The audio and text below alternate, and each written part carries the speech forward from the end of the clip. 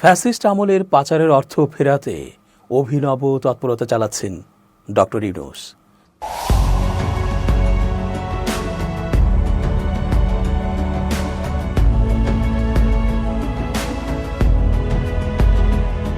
আসসালামু আলাইকুম প্রিয় দর্শক, আশা করছি আল্লাহ পাকের রহমতে ভালো আছেন। চেঞ্জ টিভির আন্তর্জাতিক চোখ অনুষ্ঠানে আমি এস.জে. রতন স্বাগত জানাচ্ছি আপনাদের সকলকে। বাংলাদেশটাকে লুটেপুটে খেয়েছে ওই ফ্যাসিস্টরা, অথচ কত উন্নয়নের গল্প শুনিয়েছে, তৈরি করে দেখিয়েছে সেতু, ব্রিজ, মেট্রো রেল, টানেল, বিদ্যুৎ কেন্দ্র, এক্সপ্রেসওয়ে, আরও কত কি। শ্রীলঙ্কায় যখন মন্ত্রীরা প্রায় দিগম্বর হয়ে পালাচ্ছিল আর দেশটাকে ঠুনকো উন্নয়নের জোয়ারে ভাসিয়ে নিজেরাই ক্ষমতা ছেড়ে দিক বিদিক ছুটছিল, আপামর জনগণ সংসদ ভবন, প্রেসিডেন্ট ভবন, সরকারি অফিস সব কিছু দখল করে দীর্ঘদিনের ক্ষমতার রক্তখেকো জোকের বংশকে নির্বংশ করছিল, তখনও বাংলাদেশ নিয়ে কথা চলছিল। আর সে সময় ক্ষমতায় থাকা হাসিনা সহ তার পাণ্ডারা বলছিলেন বাংলাদেশে শ্রীলঙ্কার মতো অবস্থা কোনো দিনই হবে না। এটা নাকি সরকার বিরোধীদের দিবাস্বপ্ন। অথচ ২৪-এর ৫ আগস্ট ঠিক একই রকম ঘটনা দেখল পুরো বিশ্ব। বরং শ্রীলঙ্কার চেয়েও খারাপভাবে পতন হলো হাসিনা রেজিমের। উন্নয়নের নামে যা যা করে গেছে তার পেছনে রয়েছে হাজার হাজার মিলিয়ন বিলিয়ন কোটি টাকার দুর্নীতি ও লুটপাটের বাস্তবতা। যারা দেশটাকে তাদের বাবার নেতৃত্বেই নাকি স্বাধীন করেছিল এমন বলছিল সবসময়, তারাই দেশটাকে লুটে পুটে খেয়ে ভিন দেশে বাড়ি, গাড়ি, ব্যবসা, রিসোর্ট আরও কত কী না করেছে। একটিবারের জন্য বাংলাদেশের কথা ভাবেনি, দেশের মানুষের কথা ভাবেনি। বরং সর্বশেষ ২৪শে জুলাই আন্দোলনে আমাদেরই সোনার টুকরো ছেলেমেয়েদের, তরুণদের বুকে সরাসরি গুলি করে পুরো শরীর ঝাঁঝরা করেছে তারা। লাশের পর লাশ ফেলে দিয়েছে, একটু মায়া হয়নি তাদের। কখনো ভাবেইনি ওরা আমাদেরই সন্তান, সূর্য সন্তান। এবার ভিন দেশে পাচার হওয়া সেই সকল অর্থ ফেরত আনতে ডক্টর ইউনূস কার্যকর তৎপরতা চালাচ্ছেন। কানাডায় পাচার হওয়া অর্থ বাংলাদেশে ফিরিয়ে আনতে সে দেশের সরকারের সহযোগিতা চেয়েছেন প্রধান উপদেষ্টা অধ্যাপক ডক্টর মোহাম্মদ ইউনূস। মঙ্গলবার রাষ্ট্রীয় অতিথি ভবন যমুনায় প্রধান উপদেষ্টার সঙ্গে ঢাকাস্থ কানাডার হাই কমিশনার অজিত সিং সাক্ষাৎ করতে গেলে তিনি এই সহযোগিতা কামনা করেন। অধ্যাপক ইউনূস বলেন, স্বৈরশাসক শেখ হাসিনার শাসনামলের অলিগার্ক ব্যবসায়ী, তার ঘনিষ্ঠ সহযোগী ও রাজনৈতিক ব্যক্তিবর্গ বাংলাদেশ থেকে শত শত বিলিয়ন মার্কিন ডলার চুরি করেছে, যার একটি অংশ কানাডায় পাচার হয়েছে, বিশেষ করে টরন্টোর কুখ্যাত বেগমপাড়া এলাকায় সম্পদ কেনার মাধ্যমে। তিনি কানাডায় পাচার হওয়া সম্পদ শনাক্ত, জব্দ এবং পুনরুদ্ধারে সহায়তা চান। কানাডার হাই কমিশনারকে প্রধান উপদেষ্টা বলেন, তারা আমাদের জনগণের টাকা চুরি করে বেগমপাড়ায় সম্পদ কিনেছে। আমরা এই সম্পদ পুনরুদ্ধারে আপনাদের সহায়তা চাই। এটি আমাদের জনগণের সম্পদ। কানাডার হাই কমিশনার অধ্যাপক ইউনূসের নেতৃত্বাধীন অন্তর্বর্তীকালীন সরকার চুরি হওয়া অর্থ ফিরিয়ে আনার ব্যাপারে যে প্রচেষ্টা চালাচ্ছে তাকে স্বাগত জানান। প্রধান উপদেষ্টার এ উদ্যোগে কানাডা সরকার সহায়তা করবে বলে আশ্বাস দেন তিনি। কানাডার হাই কমিশনার জানান, কানাডার সরকার চিহ্নিত ব্যক্তিদের পাচার করা অর্থ জব্দ এবং তা পুনরুদ্ধারের জন্য একটি প্রক্রিয়া চালু রেখেছে। তিনি আরও জানান, বাংলাদেশে গণতন্ত্র উত্তরণের জন্য অন্তর্বর্তীকালীন সরকারের গৃহীত সংস্কার কর্মসূচিকে সহযোগিতা প্রদানে তার দেশ প্রস্তুত রয়েছে। রাষ্ট্র সংস্কার কর্মসূচির প্রতি ইঙ্গিত করে অজিত সিং বলেন, আপনারা যে মহৎ কাজ করছেন আমরা তা সমর্থন করি। ইতোমধ্যে যে অগ্রগতি হয়েছে তা প্রশংসনীয়। আমরা জানতে আগ্রহী আরও কিভাবে আপনাদের সাহায্য করতে পারি। তিনি বলেন, কানাডা বাংলাদেশের সঙ্গে বাণিজ্য সম্প্রসারণ এবং বিনিয়োগ বাড়াতে আগ্রহী। পারস্পরিক স্বার্থ সংশ্লিষ্ট বিষয়ে আলোচনা করতে কানাডার একজন মন্ত্রী শিগগিরই বাংলাদেশ সফরে আসবেন বলেও জানান তিনি। অধ্যাপক ইউনূস নিউ ইয়র্কে জাতিসংঘের সাধারণ পরিষদের অধিবেশনে কানাডার প্রধানমন্ত্রী জাস্টিন ট্রুডোর সঙ্গে তার বৈঠকের কথা স্মরণ করেন। তিনি বলেন, ঢাকা আরও বেশি কানাডীয় বিনিয়োগ প্রত্যাশা করছে। কানাডার হাই কমিশনারকে প্রধান উপদেষ্টা বলেন, বাংলাদেশ ব্যবসার জন্য প্রস্তুত রয়েছে। আমরা আপনাদের দেশের সঙ্গে বাণিজ্য সম্প্রসারণ করতে চাই এবং আমরা চাই কানাডীয় কোম্পানিগুলো তাদের কারখানা বাংলাদেশে স্থানান্তর করুক। প্রধান উপদেষ্টা আরও বলেন, বর্তমানে বহু বাংলাদেশি কানাডায় বসবাস ও পড়াশোনা করছে, তাই ঢাকায় কানাডার একটি ভিসা অফিস স্থাপন করা প্রয়োজন। বৈঠকে প্রধান উপদেষ্টার কার্যালয়ের এসডিজি বিষয়ক মুখ্য সমন্বয়ক লামিয়া মোর্শেদ উপস্থিত ছিলেন। বিগত আওয়ামী লীগ সরকারের আমলে 2009 থেকে 2023 সালের মধ্যে 23,400 কোটি ডলার বিদেশে পাচার হয়েছে।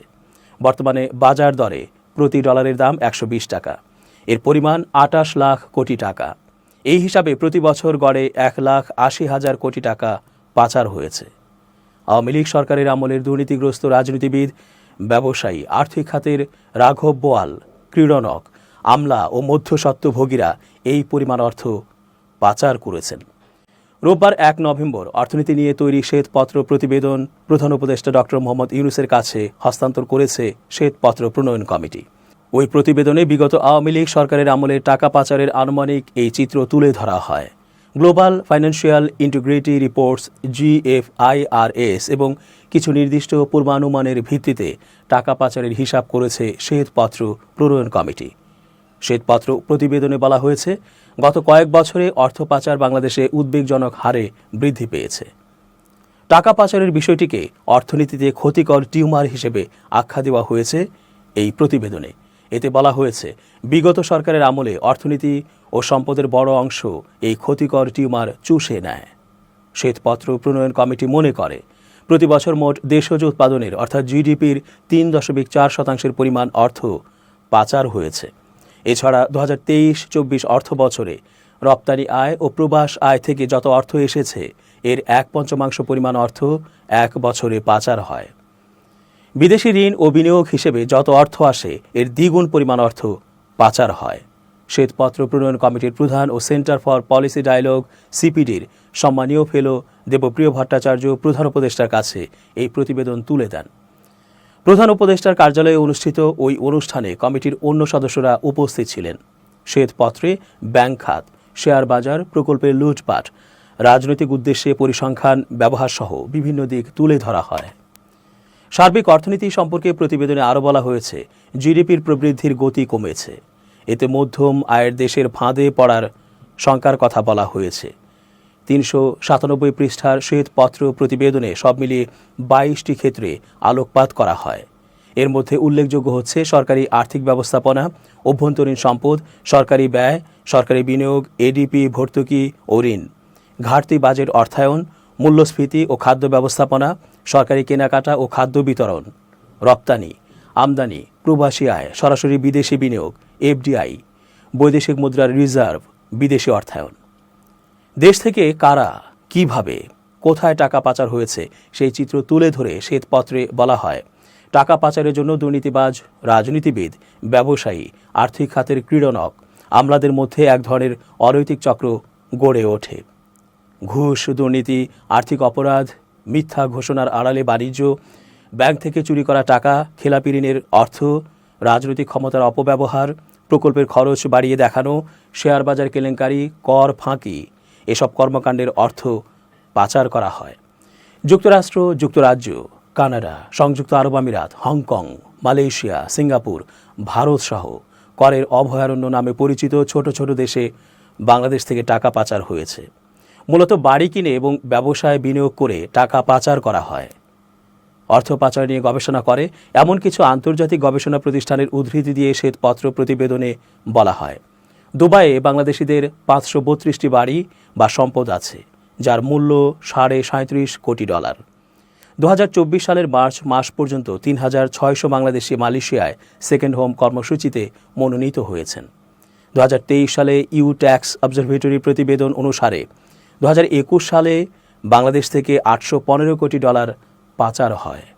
শ্বেতপত্র প্রতিবেদনে বলা হয়েছে, এদেশে ঘুষ, দুর্নীতি সহ অন্যান্য অনৈতিক কর্মকাণ্ড হয়েছে, কিন্তু অর্থ পরিশোধ হয়েছে বিদেশে।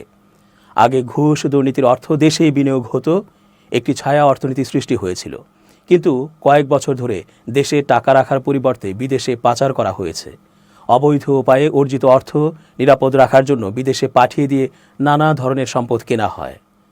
টাকা পাচারের ঘটনা সংঘটিত হওয়ার হিসাবে বেশ কিছু কারণের কথা বলেছে শ্বেতপত্র প্রতিবেদনে।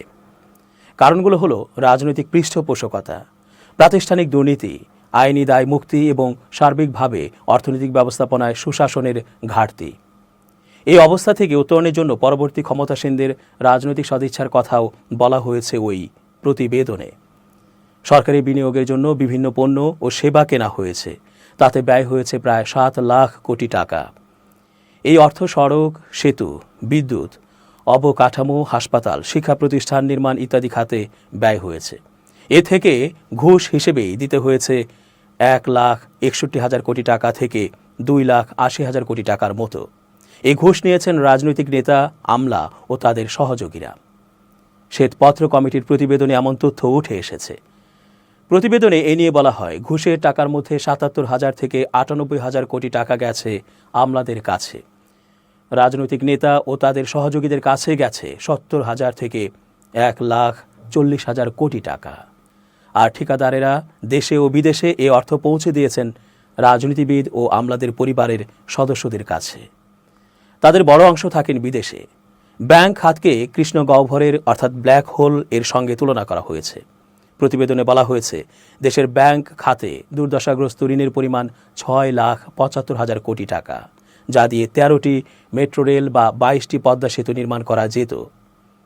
গত 1.5 দশকে রাষ্ট্রীয় সংস্থার সহায়তায় ব্যাংক দখল করা হয়েছে। এরপর বড় অঙ্কের অর্থ দেশের বাইরে পাচার করা হয়েছে। সবচেয়ে বেশি দুর্নীতি হয়েছে ব্যাংক খাতে, যা এ খাতকে বিধ্বস্ত করে ফেলেছে। 1 ডিসেম্বর 2024-এ শ্বেতপত্র প্রতিবেদন হস্তান্তর অনুষ্ঠানে বাংলাদেশ ব্যাংকের গভর্নর আহসান এইচ মনসুর জানান, ব্যাংক খাতের খেলাপি ঋণ 25 থেকে 30% পৌঁছে যাবে। এসব ঋণের বড় অংশ 2017 সালের পর দেয়া হয়েছে। সাবেক আওয়ামী লীগ সরকারের আমলে প্রতারণা, কারসাজি, প্লেসমেন্ট, শেয়ার ও আইপিওতে জালিয়াতির মাধ্যমে শেয়ার বাজার থেকে 1 লাখ কোটি বা 1 ট্রিলিয়ন টাকা আত্মসাৎ হয়েছে বলে শ্বেতপত্রে উঠে এসেছে। প্রতিবেদনে বলা হয়েছে, প্রভাবশালী উদ্যোক্তা গোষ্ঠী, ইস্যু ম্যানেজার, নিরীক্ষক ও বিনিয়োগকারীদের একটি নির্দিষ্ট শ্রেণীর মাধ্যমে কারসাজির একটি বড় নেটওয়ার্ক গড়ে ওঠে। বাজারের মধ্যস্থতাকারী দেউলিয়া হয়েছে, তাদের ইকুইটি 30,000 কোটি টাকা নেতিবাচক।